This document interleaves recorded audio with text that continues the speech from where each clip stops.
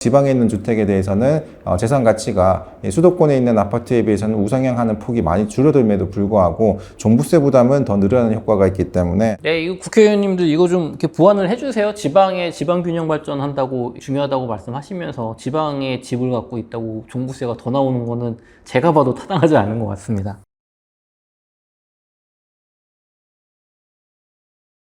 저도 과거엔 부동산 투자로 돈을 많이 벌려면 입지나 아파트, 거시경제 분석 같은 것들이 가장 중요하다고 생각을 했었는데요. 실제로 투자를 하다 보니까 세금보다 중요한 게 없더라고요. 그래서 오늘은 절세미남 TV의 이성호 세무사님 모셨습니다. 세무사님 안녕하세요. 네, 안녕하세요.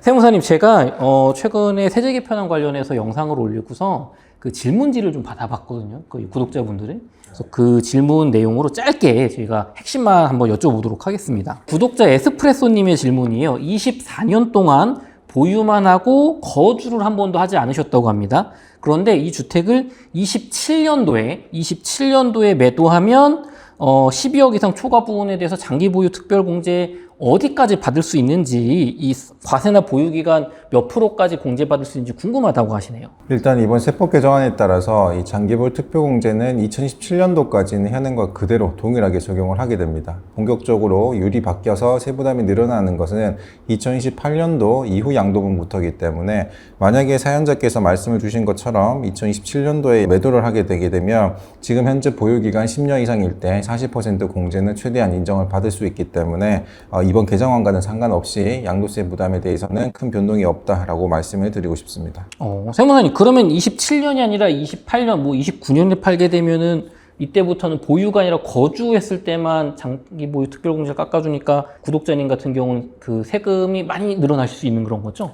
사실상 이제 2028년도 같은 경우에는 이 보유하고 거주를 둘 다 인정을 하지만 지금처럼 10년 보유, 10년 거주에 대해서 각각 40%, 도합 80% 한도를 그대로 인정하는 것이 아니고요. 2028년도에는 이제 보유에 대한 비중을 많이 줄이죠. 그래서 지금 현재 4%에서 공제율을 2%로 줄이고 대신에 줄어든 2%만큼은 거주기간에 따라서 현행 4%였던 걸 6%로 높입니다. 따라서 가중치를 좀 달리 가져간다는 것이고 본격적인 보유에 대한 인정을 빼고 제외를 하고 거주에 대한 부분만 100% 인정을 해서 장기보유 특별공제를 주는 연도는 2029년부터 적용이 될 예정입니다.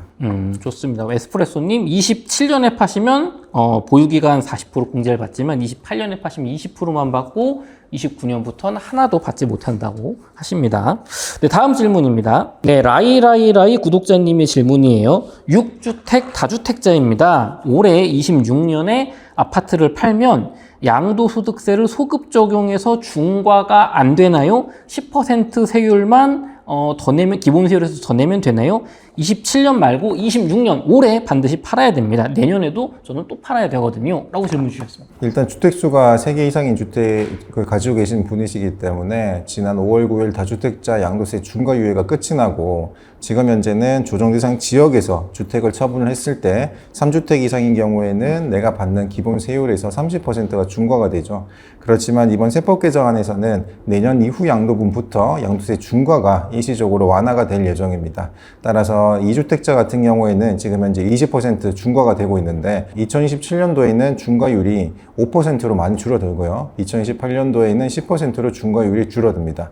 그리고 3주택 이상 같은 경우에는 현행 30%에서 내년에는 10%, 내후년에는 15%로 중과율이 많이 완화가 될 예정이기 때문에 본격적인 양도세 중과유예를 피해서 내가 주택을 처분을 해야만 하는 상황이다라고 한다면 올해 중에 처분을 할 것이 아니고 이번 세법 개정안이 올해 연말 국회 통과가 됐는지까지 다 확인을 하신 다음에 내년 이후부터 양도 계획을 모색하시는 게 좋다고 생각드네요. 요게 세법 개정안이 국회에서 통과가 되지 않으면 뭔가 변수가 생긴다는 말씀이신 건가요? 네, 맞습니다. 요거 그 라이라이님 그냥 파시지 마시고 이거 전문 세무사님, 이성호 세무사님도 좋고요. 꼭 상담을 받으시고 진행을 하셔야 되는 것 같아요. 이건 지금 복잡한 게 있으신 것 같습니다. 구독자 오키님의 질문이에요. 안녕하세요, 세무사님. 사업 시행 인가가 난 재건축 아파트를 소유 중입니다. 한 번도 거주한 적은 없어요.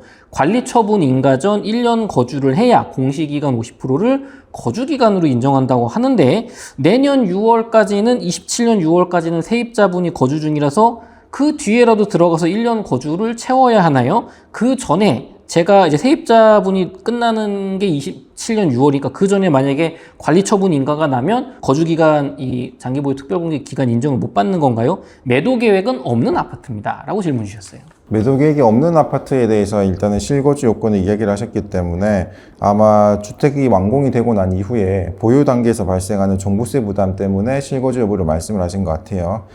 일단은 이번 개정안에 따라서 이 종부세, 특히 이제 거주하지 않은 주택, 1주택자에 대한 종부세 부담이 좀 많이 늘어날 예정이긴 합니다만은 이 종부세를 산정할 때 거주에 대한 판단은 매년 6월 1일 현재 과세 기준일 현재 내가 거주를 했는지를 기준으로 판단하기 때문에 양도세처럼 내가 일정 기간 동안 계속해서 거주를 해야 된다는 요건은 없다는 점 먼저 말씀을 좀 드립니다. 그리고 이번 세법 개정안에 따라서 이 거주에 대한 예외 규정이 분명 들어왔었죠. 그래서 크게 두 가지 내용이 들어왔습니다. 첫 번째는 취약상의 형편, 관련 내용에 따르면 고등교육법상 이상, 그러니까 고등학교, 대학교 이상에서 내가 학교 다닐 목적으로 부득이하게 다른 시군으로 내가 이사를 가는 경우에는 기존에 내가 살고 있던 집에 대해서 거주를 못하는 걸 인정을 해주는 걸로 들어와 있고요. 근무상의 형편으로 인해 가지고 역시 부득이한 사유도 인정을 해주고 있습니다. 거주를 인정을 해주고 있고, 그리고 1년 이상의 내가 치료나 요양을 목적으로 내가 부득이하게 거주를 못한 상황도 인정을 해주고 있습니다.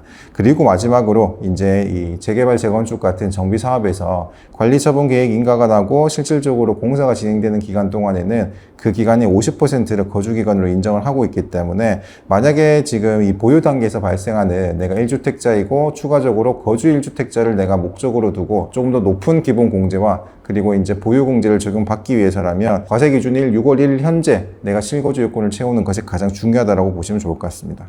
그러면 과세 기준인 6월 1일 시점에 그 집에 살고 있어야 되고 그 이후에 관리처분인가, 그 다음에 6월 1일 전에 관리처분인가가 나면은 되는 거예요? 관리처분 인가가 나고 이제 아파트가 완공이 된 이후에 네. 실물자산으로서 내가 실제로 거주를 하는 경우에만 종부세가 발생하기 때문에 네. 입주권 단계에서는 종부세가 발생하진 않거든요. 그래서 아파트 같은 경우에는 완공이 된 이후 실거주를 아마 말씀을 하시는 것 같습니다. 그래서 과세 기준은 현재 기준으로 실거주를 판단한다는 점 알고 계시면 좋을 것 같습니다. 좋습니다. 구독자 보미님의 질문이에요. 종부세와 공제, 장기보유 특별공제 말인데요. 다주택자가 실거주하는 주택의 공시가격이 낮을수록 기본공제액이 줄어드는 계산법이 타당한 거냐?